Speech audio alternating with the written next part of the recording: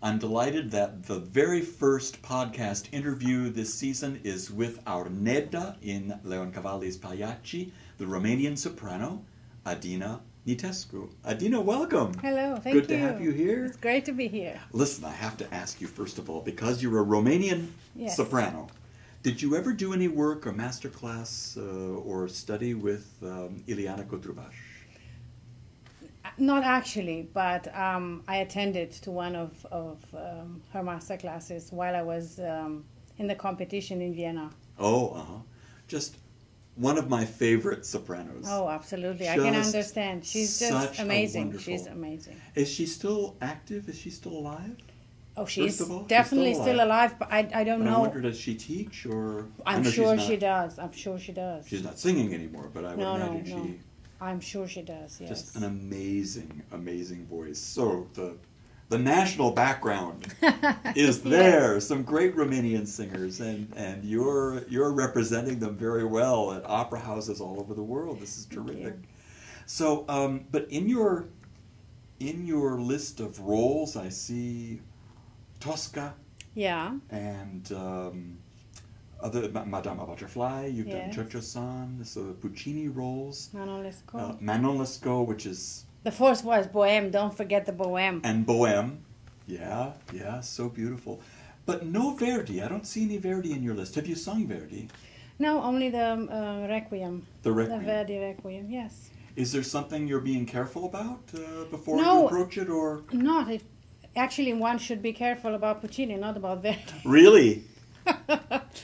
No, it just came like that, and I guess it just hasn't happened. I'm going to do it now. Yeah, it just has to happen. Yes. But of course, Nedda is a role for you that you've done a number of times, I think. Yes. And do you like this role? Is it a favorite of yours? Well, I don't know if it's a favorite, but it's a very challenging. It's a very strong role, strong character. Like so many soprano roles, it seems to begin on the light side and then gets heavier. It is very tricky. That's Actually, the challenge. Nedda is not necessarily a light soprano. Mm-hmm. I mean, it can be done from both sides. Right. But it gets really heavy later.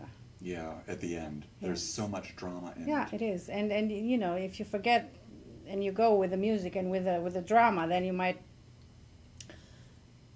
get stuck. So even though it's a short role, it's challenging. It's very, it is. It's a lot of acting. Yeah. What is it? Who is Nedda? Can you describe her in terms of how you view her as a character? Nedda is a woman who suffered a lot. She was alone. She was picked up from the street from Canio. By Canio. By Canio, and didn't have a home.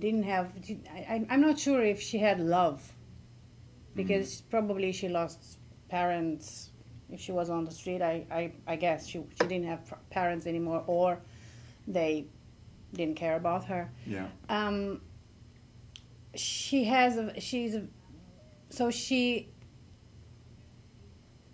knows everything.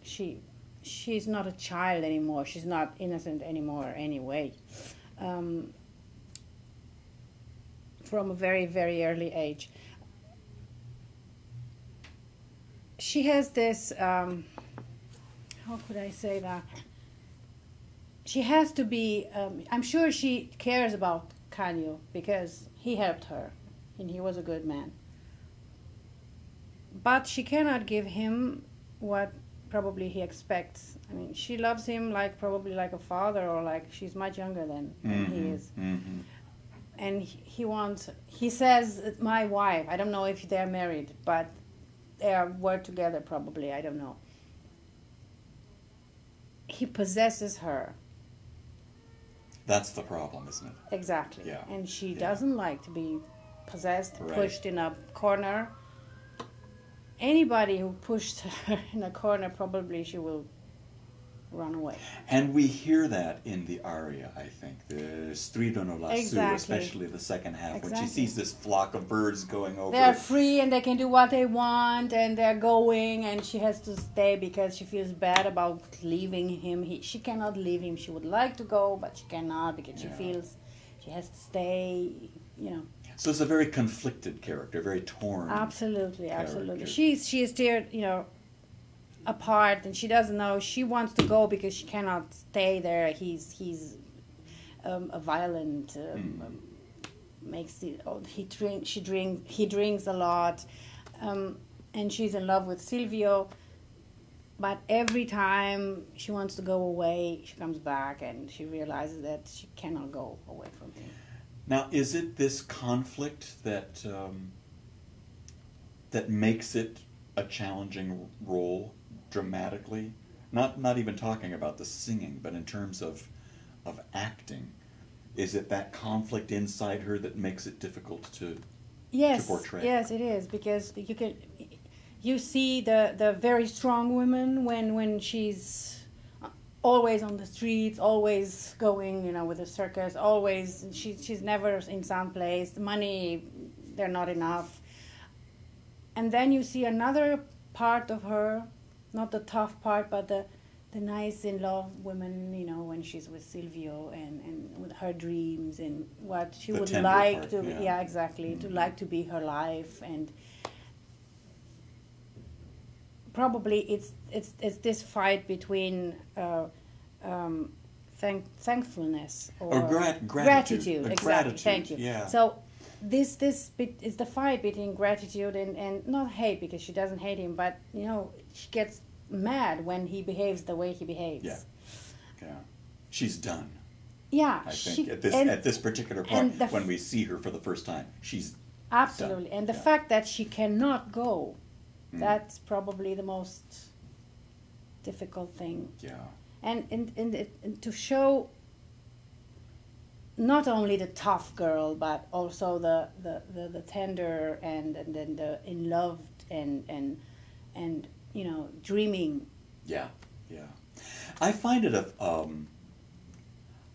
because Cavalleria Rusticana and Pagliacci for so long were paired together. Yes. But I always felt that Pagliacci was a stronger piece because it's more compact, it's more intense, and all of the characters in the drama are relating to each other all of the time. Yeah, that is true. And it takes place in one brief period of time. It's almost like it's happening in real time, doesn't it? Yeah, and all this, you never know, is it real or is it the piece?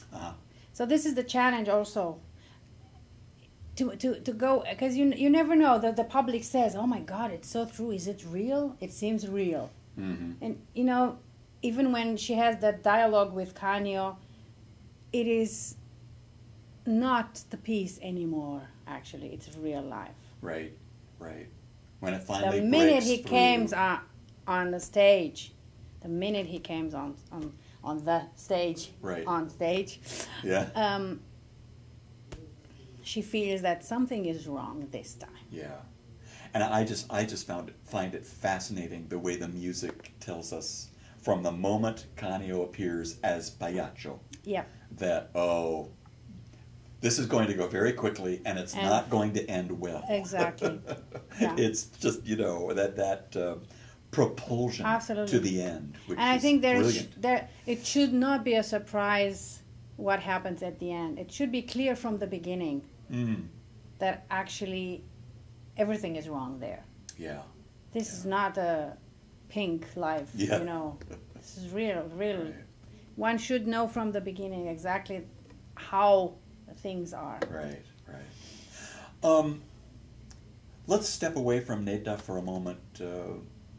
Right now in your career, what is the role that you look forward to performing whenever you're called upon to perform it?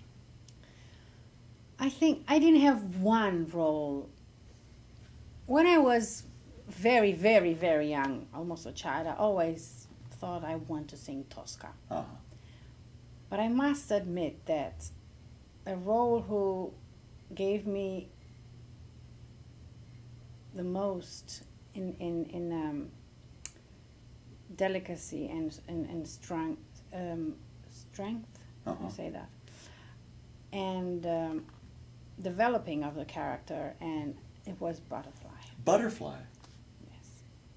Now there's another strenuous role. It's a long role. It's a hard role, and also someone who begins the opera as a girl. Well, this is Puccini. Lighter, this is very much Puccini. I mean, it's not only Leoncavallo doing this, but Puccini also has more or less one voice in the first act and another voice in the rest of the opera. Yeah.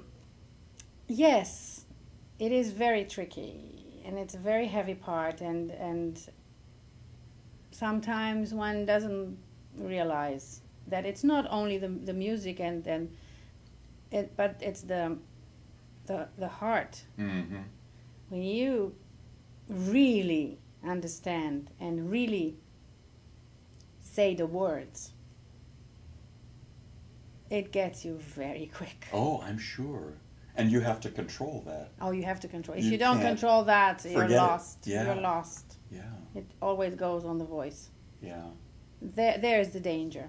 Did it take you some time to figure out I waited how to do a that? long time until I accepted Butterfly. It's very funny. I first sang Manon Lescaut, and then. That is unusual because Yes. we think of Manon Lescaut as being the more challenging role, but it's not. No. Hmm. It is also different. Yeah, yeah. But I think Butterfly is like a jewel, and maybe some people don't realize. They think it's too syrupy, but if you really do it well, and if you really do it from the heart and not superficial, Yeah. it's a very, very, very heartbreaking story. Oh, it is. It's And brilliant. another way then Nedda is also heartbreaking, because you can see this trapped. She's trapped. She's definitely trapped. She has no way out. Yeah. And the same with Butterfly. She has no way out. Hmm. The only way for her is to kill Is herself. death? Yeah. To kill Yeah. herself. Yeah. Such is opera, right? Yes, yes. We're surrounded by those. So I'm going to ask you: have you ever sung in a comedy? Any comic roles in either in your past or your future? Only one thing I sang Rosalinde in Fledermaus. Yeah. But I must say that I was always for the drama. I always loved to die since I was a child. Really? Yes, very serious child.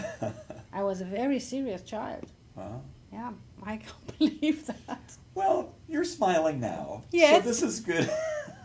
That's great. Listen, we are delighted to have you in San Diego. Have you been to the West Coast before? I haven't been, not much, Yeah. not very much. I have only been to Los Angeles. That's the farthest I came. Yeah. Never here. Well, I hope you have the opportunity to see our beautiful city and take advantage of it a little bit in your I hope short so. amount of time that you're here. Yes, because everybody tells me it's a wonderful city. It's great. I saw only a little bit. Yeah. But the people are just to die for. Of course. All right. Thank you, Adina. And we're all looking very much forward to pleasure. your performance of Nedda. Thank you. Thank you. Grazie.